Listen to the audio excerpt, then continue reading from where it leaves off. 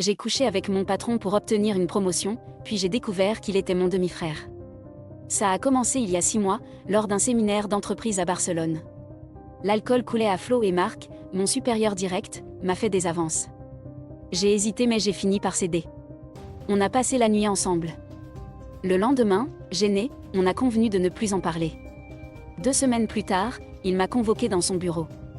Il m'a annoncé une promotion surprise, avec augmentation de salaire. J'ai compris le marché tacite. Depuis, on se voyait régulièrement en cachette, au bureau, dans des hôtels. C'était excitant mais je me sentais sale. Un soir, Marc m'a invité chez lui. En arrivant, j'ai remarqué une photo sur un meuble. Un homme qui ressemblait à Marc, mais plus âgé. « C'est mon père », m'a-t-il dit. J'ai eu un choc. Je connaissais cet homme. C'était aussi mon père biologique. Ma mère m'en avait parlé récemment, m'expliquant qu'il nous avait abandonnés. J'ai paniqué, je suis partie en prétextant un malaise. Le lendemain, j'ai confronté ma mère. Elle a avoué. Marc était bien mon demi-frère. Je ne savais plus quoi faire. J'ai évité Marc pendant des jours. Il a fini par me coincer dans l'ascenseur. Il voulait qu'on se revoie. J'ai craqué, je lui ai tout avoué. Il est devenu livide. On est resté silencieux un long moment. Puis il m'a dit qu'on devait arrêter, évidemment. Mais qu'il ne pouvait pas annuler ma promotion sans éveiller les soupçons. On a convenu de faire comme si de rien n'était au bureau. C'est un cauchemar. Chaque jour je le croise, je repense à nos ébats. Je me dégoûte. J'ai songé à démissionner mais j'ai besoin de cet argent. J'ai essayé d'en parler à ma meilleure amie. Elle m'a regardée avec horreur.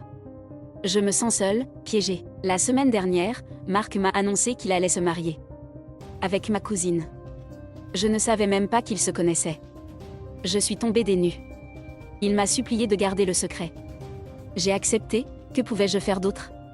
Hier, j'ai croisé le père de Marc, mon père, dans un restaurant.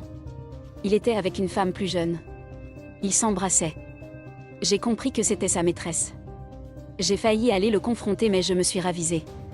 Je ne veux plus avoir affaire à cette famille. Ce matin, en arrivant au bureau, j'ai surpris Marc en train d'embrasser sa secrétaire. Nos regards se sont croisés.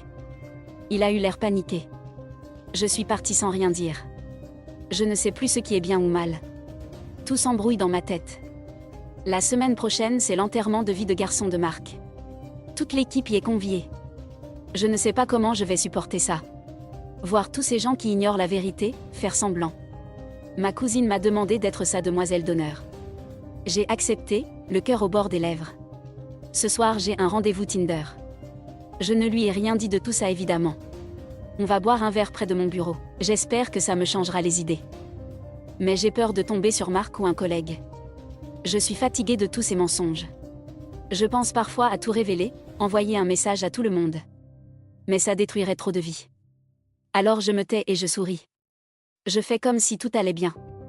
Comme si je n'avais pas couché avec mon demi-frère. Comme si je ne savais pas que mon père trompe sa femme.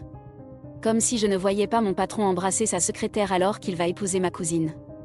Je me demande combien de temps je vais tenir comme ça. Parfois j'ai envie de partir loin, tout recommencer ailleurs, mais je sais que mes démons me suivraient. Alors je reste et j'endure. En espérant qu'un jour tout ça ne sera qu'un mauvais souvenir. En attendant, je continue à sourire et à faire semblant. C'est devenu ma spécialité.